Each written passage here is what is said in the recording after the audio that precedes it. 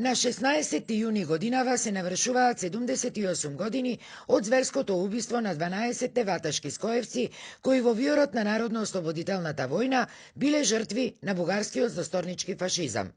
Сеќавањата и болката за овој невиден масакар во тиквешијата се уште свежи, исто како да се случил вчера. Тие се уште крварат и будат гнев, особено сега кога ете некој со чудно поимање на политиката бесрамно се обидува да фрли црно петно врз само жртвата на овие млади одважници кои себе си се вградија во слободата на оваа земја и кои, иако и гледале на смртта во очи, сепак имале храброст да ја испратат и последната порака во нивниот живот. Стрелајте кучиња, но нашата идеја нема да умре. Мојот чичко Ристо Џондев имал 17 години кога е стрелан и тоа предизвикува гнев кај нас како фамилија и сигурно сите други.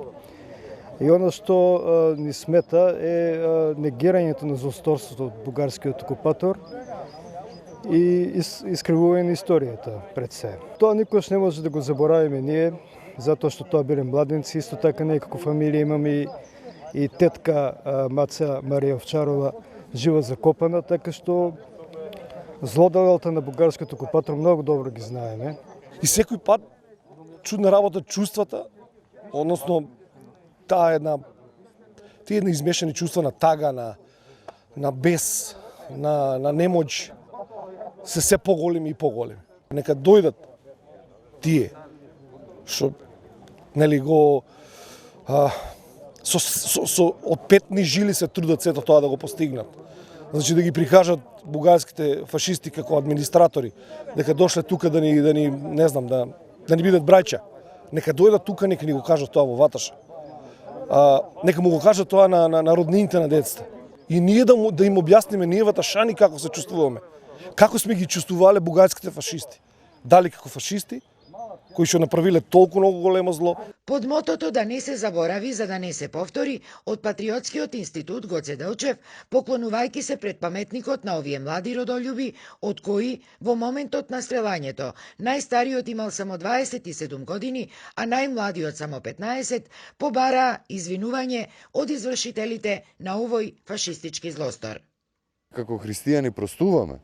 Меѓутоа не само што не забораваме, ние ги покануваме нашите во наводници браќа како што ни се представуваат и добри соседи во тој европски дух со кој што им е полна устата да дојдат заедно со неговата министерка за надворешни работи во тој дух на европски, на добрососедски да се поклонат, да се извинат на семејствата на убиените деца, на македонскиот народ, на македонската држава, така ние ќе почнеме да веруваме дека реално они имаат некакви добри намери кон Македонија.